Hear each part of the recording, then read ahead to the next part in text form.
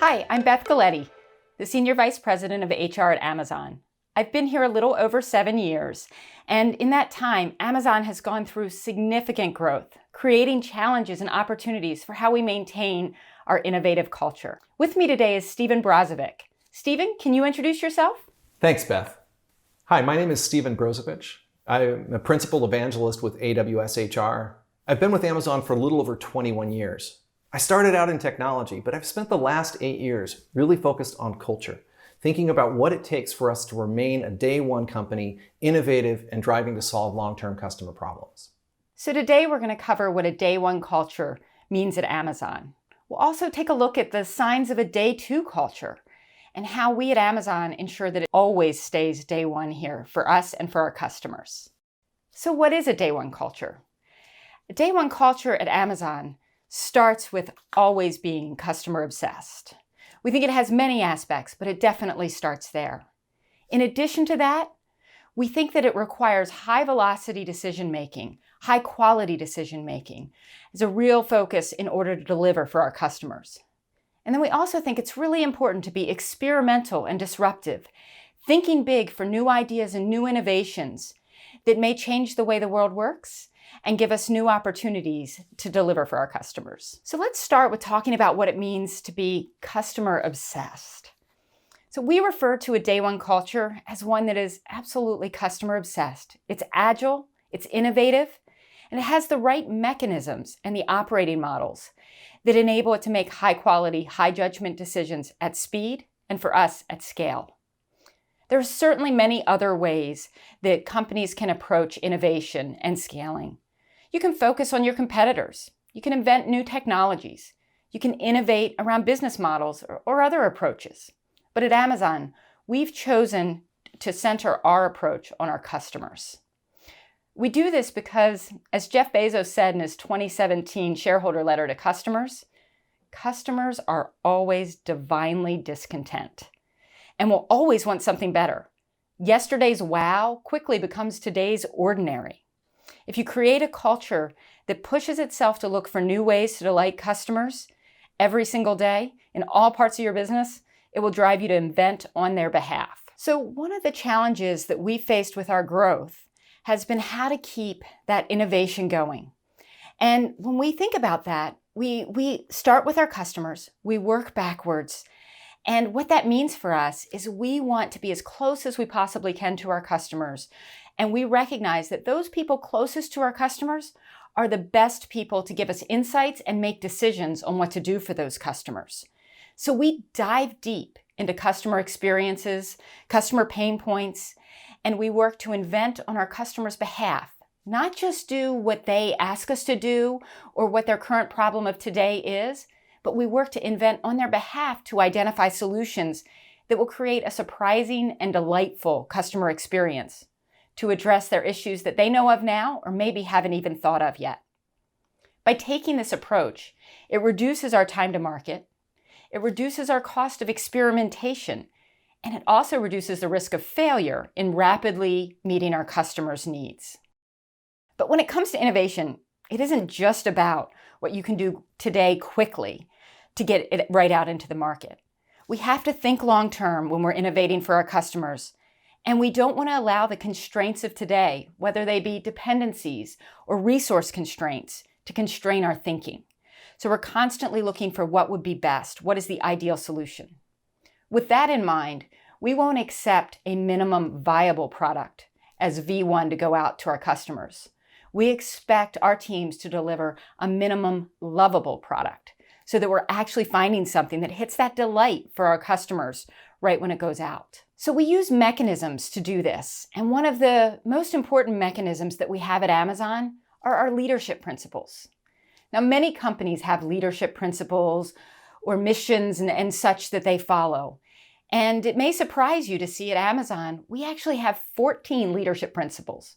When I first arrived at Amazon, it surprised me, and I wondered if they were just things that you see on the wall or maybe just show up in publications or websites. But the reality is at Amazon, our leadership principles are embedded in absolutely everything we do. all of our actions, all of our meetings, all of our processes around our talent and the inventions that we're doing for customers.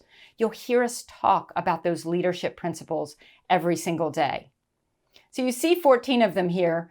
I show them to you almost thinking of them as the DNA of our culture, and they really do show up that way.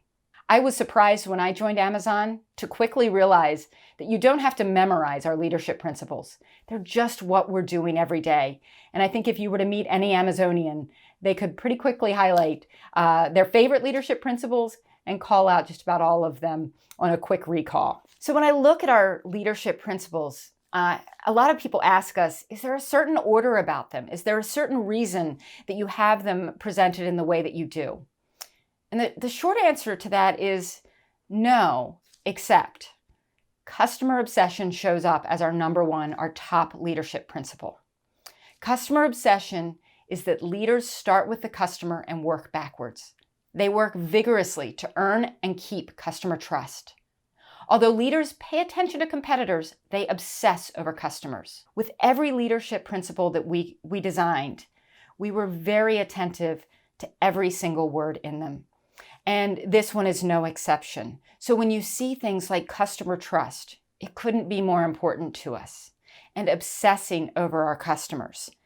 So for us, this is how we start our foundation of how we think. Start with that customer, working backwards. And then let me show you how that we may combine that with a few of our other leadership principles. Another one of my favorites is our bias for action. Speed matters in business. Many decisions and actions are reversible and do not need extensive study, and we value calculated risk-taking. We know that it's critical when you're delivering for customers to be fast. If you aren't fast enough, someone will beat you to it, and they will earn that customer's trust and earn that customer's loyalty for the long term. So we have to be nimble in our decision-making. We have to do risk-taking, calculated risk-taking, and we apply that in how we approach our business problems and our innovations. But there's a real clue in here about how to do that in a way that enables speed. So that clue is in the words, many decisions and actions are reversible. So reversible is an interesting concept. When you think about how you make decisions, there's many types of decisions that we all make. One type we would call a one-way door decision is a decision that you really need to be right about, because once you take that decision, it's really hard to turn back. Big decisions, perhaps investment in hardware design and development. It's once you've made those critical design decisions and you've started manufacturing, it's really hard to go backwards. But then there's a lot of decisions, and I would argue most of the decisions we make in business actually are reversible. And so there's many decisions where you can try something, you can experiment, you can take the risk of failure. And by taking that risk of failure, if you do fail, you just walk back through that door. It's a two-way door. You go right back the other way. You take your learnings from the failure, you apply them, and then you make hopefully better decisions in the future. We like to say that when we're teaching our leaders, we expect you to make decisions with about 70% of the data that you might need to make that decision. If you wait, or 70% of the information and data, if you wait till you have 90% or 100%, it's true that your decision may be a little bit more accurate, but you might have been way too slow, and others may have already progressed ahead of you in that. So we expect to look at about 70% of the information. Of course, if we have more, we'll take it. We take those decisions, and especially those reversible two-way door decisions. We learn, sometimes we fail, and then we make adjustments and try to make things better for our customers. So one additional element I would share with you about being a day one culture is being disruptive, having an openness to being disruptive even when it comes to your own business. And this is one that really shows up in Amazon and in the ways that we've tried things and we've experimented. And we certainly don't always get it right, but we find it creates a lot of opportunities. So here at Amazon, we hire builders. We hire people who really like to invent. They want to build the future, and they want to look at different customer experiences and assess what's wrong with them, and then iterate on them or reinvent them entirely. people who get and understand that getting to that launch, getting to that V1, that's the starting line. That's not the finish line. So iteration is super important to what we do. So we bring these builders in, and then we need to empower the builders. We empower these builders so that they can truly build, so they can invent things that have never been done before. There's no playbook to their jobs. They are definitely doing things that are completely unique and new. We ask them to think big, not be constrained in their thinking by whatever resources or other constraints they might face, and instead find that ideal customer solution. So you've heard a lot about our day one culture here and some of the mechanisms that we have used to help us stay customer obsessed, keep ourselves making those high quality decisions at speed, and stay experimental and disruptive. I'll now hand it over to Stephen, and he'll talk to you about the challenges that Amazon and other companies face as we grow, and the pressure that creates on remaining day one, keeping that culture. Thanks, Beth. Now that we've spent some time looking at aspects of day one culture, it's natural to ask the question, what does day two look like? In his 2018 letter to shareholders, Jeff Bezos gave his opinion. He said, day two is stasis, followed by irrelevance, followed by excruciating painful decline, followed by death. Now, Jeff's statement isn't idly provocative. A company in today's world must be hyper-vigilant, remain customer-focused, and stave off practices that hamper its ability to rapidly innovate. A day two culture and mentality doesn't simply happen overnight. As a company grows over time, there is often a need to adjust its approach to effectively manage an organization at scale. As you make these adjustments, elements of a day two culture may creep in slowly and manifest in different ways. One of those symptoms of day two culture is an increase in short-term thinking. Long-term thinking is important for day one cultures. The focus on the long term gives us room to try lots of different solutions, to be patient with failure, and to iterate as we learn about our customers and our business. Many companies start out with a bold long-term vision. They see an opportunity to disrupt the status quo, to build something bigger and better than what currently exists. Or they identify a problem that no one else is solving and seek to solve it in a new and better way. The mission is clear, and there's a lot of energy and activity that can be connected directly to that mission. Now, as the organization matures, it's natural to introduce structure, to try to measure what we're doing, to get an assurance that we're working on the right things. That's good. We should do that. But what often happens is that we start to organize our efforts around things that are more directly measurable, which aren't necessarily the same set as those that will help us deliver on the long term. Now, instead of focusing on delivering value to the customer over the long term, we become focused on internal metrics like margins, productivity, and revenue targets. This gets even harder when the company goes public. All too often, the activity shifts focus from those harder to measure things like long-term customer delight to short-term targets that keep shareholders happy. There's still a lot of activity. Everybody's really busy, but more and more of that activity is centered around shorter-term objectives, and it becomes harder to connect individual activity to long-term objectives. We're no longer focused on the very thing we set out to accomplish. Day one companies have to find a way to maintain long-term perspective while continuing to respond to the short-term needs of the customer. Short-term thinking also has a direct impact on the ability to invent. Environments that are focused on short-term objectives are less tolerant of mistakes. We don't leave room for the iteration that's necessary to test an idea. In fact, we tend to deprioritize experimentation in favor of those initiatives that have a direct impact on short-term goals. Other symptoms of day two thinking tend to appear as the company grows. Growth itself does not necessarily lead to a day two culture, but the actions we take to cope with growth can make the problem worse. One side effect of growth is increased organizational complexity. We add more and more layers and specialization to manage with the expanded scope of the business. We create layers of abstraction so we can manage effectively across the growing portfolio. A growing customer base requires this kind of growth. But there are two kinds of pressure that this growth puts on our organization. First, we tend to slow down in our decision making. The business is more complex, and the cost of a mistake often increases as the business grows. To mitigate the risk of a mistake, our natural tendency is to create oversight on decisions by creating policies or requiring sign-off by senior leaders. That tendency comes from a good place. Perhaps we experienced a problem and we don't want to repeat that mistake. So we put a policy in place to prevent that mistake from happening twice. That's good. We should do that. But the problem is that we then tend to take that policy or process and spread it across the entire control surface of the organization. And now the quickest we can make any decision is the sum of all of those policies we've put in place. And when we slow down too much, we miss the customer opportunity. To stay a day one company, we have to find a way to de-risk the business while empowering people at every level of the organization to make as many decisions on their own as possible. Adding layers to the organization can have another negative consequence. It moves senior leadership farther and farther away from their initial source of inspiration, the customer. We rely on senior leadership to provide strategic direction. But all too often, in day two companies, that direction isn't grounded in the reality of day-to-day customer experience.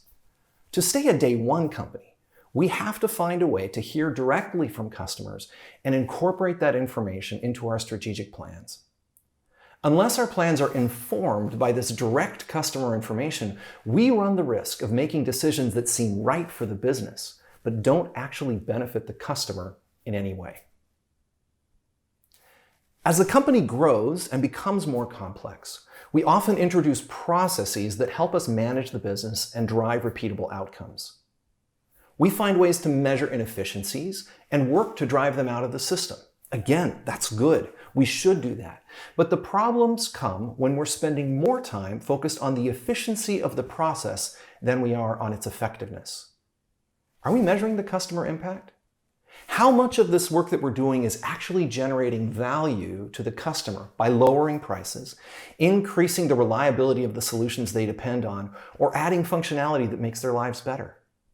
Day two companies become obsessed with process. Day one companies create process, but the key metrics they use to test whether or not the process is working are grounded in the direct impact to the customer. Now, as I mentioned earlier, no one sets out to intentionally become a day two company.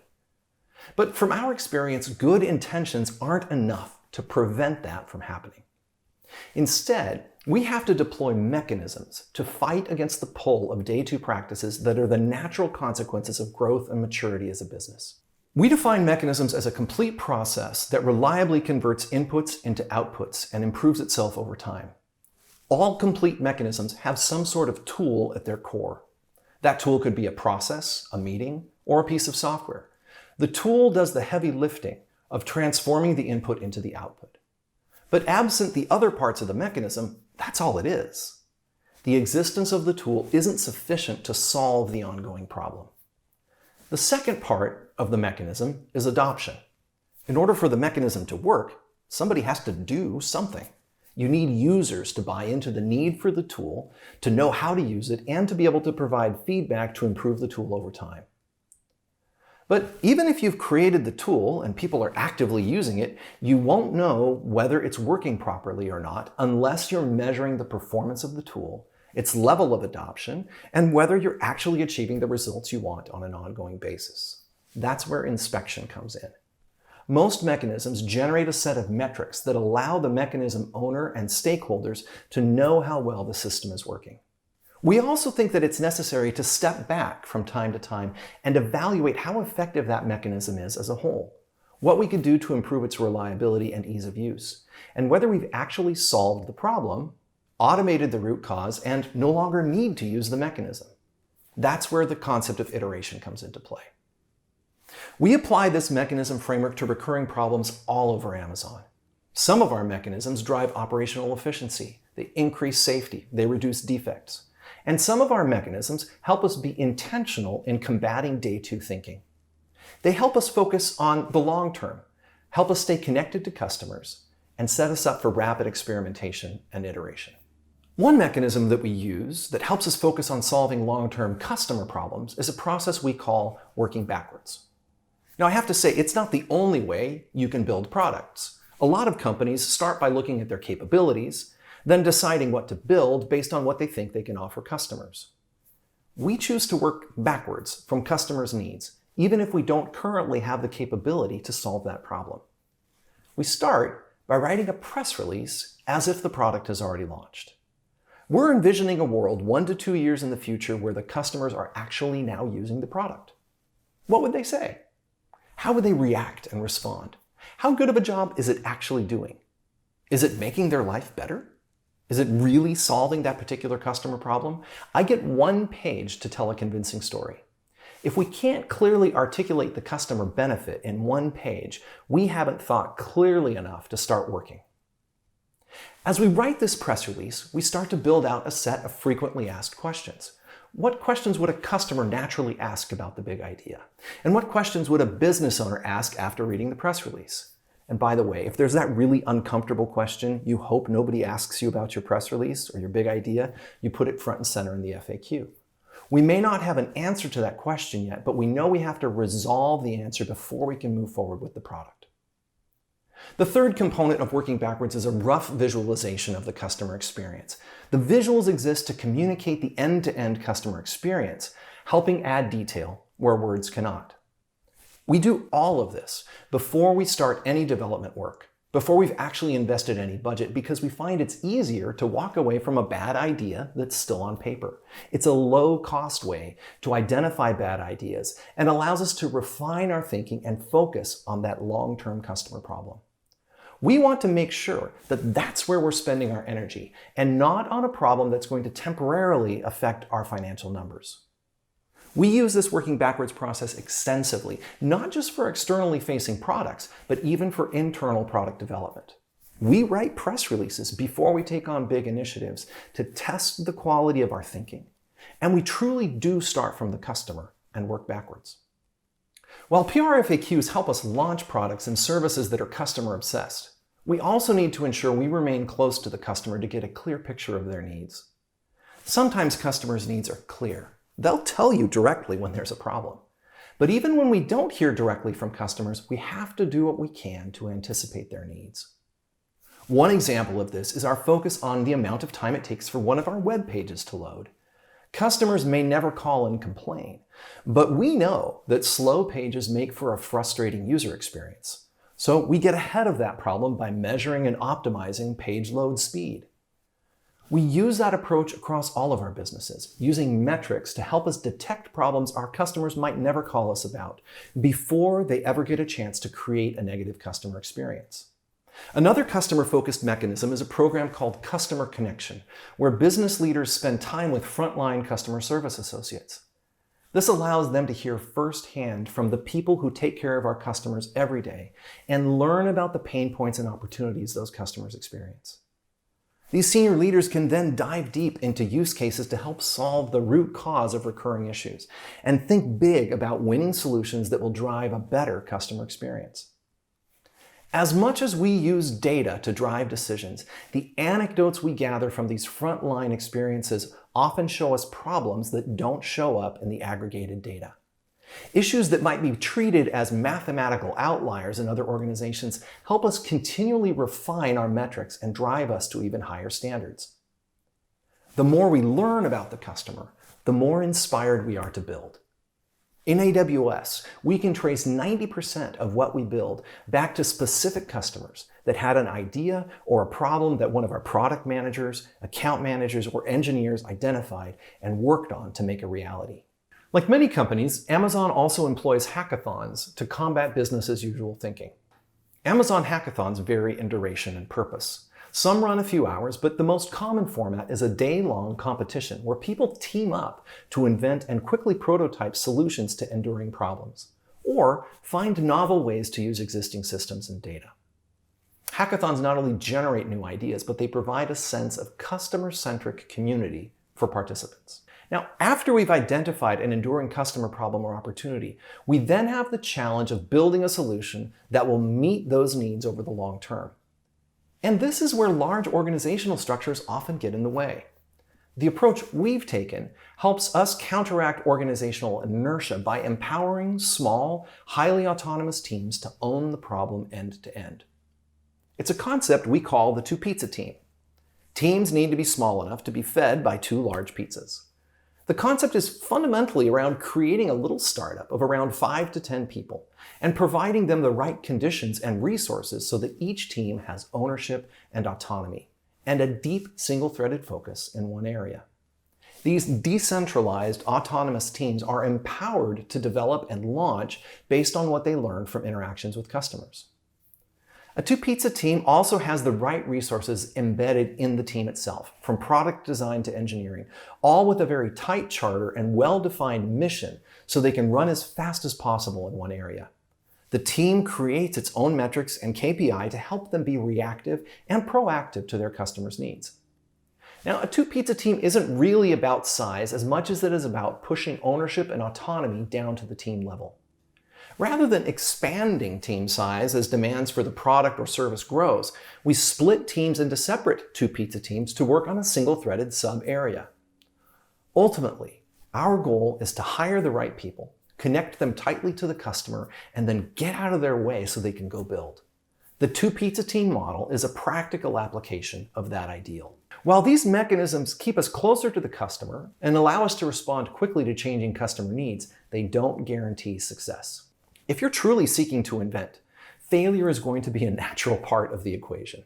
It's important to try to prevent failure, but we think it's more important to figure out how to embrace failure as a necessary part of experimentation and innovation. One great example from Amazon's history is the failure of our auctions business. We knew from early on that we would never be able to buy all of the products that customers might want to buy from us. And we recognized the only way to truly offer massive selection was to incorporate third-party sellers into our platform. First, we tried auctions. That didn't work. Then we tried another idea called Z-Shops. For a small fee, Amazon would let anybody set up a little virtual storefront on Amazon to sell their products. But that idea didn't pan out either. But we kept at it. We remained stubborn on the vision, but flexible on the details. We believed the long-term value that this marketplace idea would have to both customers and sellers, but remained flexible on the implementation and iterated based on what we learned. What finally unlocked this business for us was when we decided to allow third-party sellers to compete directly against us on our own website. Today, Amazon Marketplace is a significant part of our global retail business. Last year, over half of paid units sold were sold by third-party marketplace sellers. Several years ago, we tried launching our own smartphone, the Amazon Fire Phone. It did not do well with customers. In the end, we had to write off $170 million worth of unsold hardware. That's a significant loss. But that kind of loss is going to happen when you're placing bold bets and taking big risks. In fact, Jeff Bezos talked publicly about the Fire Phone failure in our 2018 shareholder letter. He said, if the size of your failures isn't growing, you're not going to be inventing at a size that can actually move the needle. Amazon will be experimenting at the right scale for a company of our size if we occasionally have multi-billion-dollar failures. This kind of large-scale risk-taking is part of the service that we as a large company can provide to our customers and to society. A single big winning bet can more than cover the cost of many losers. What gets missed in the story of the Fire Phone is we weren't just trying to launch a new cell phone.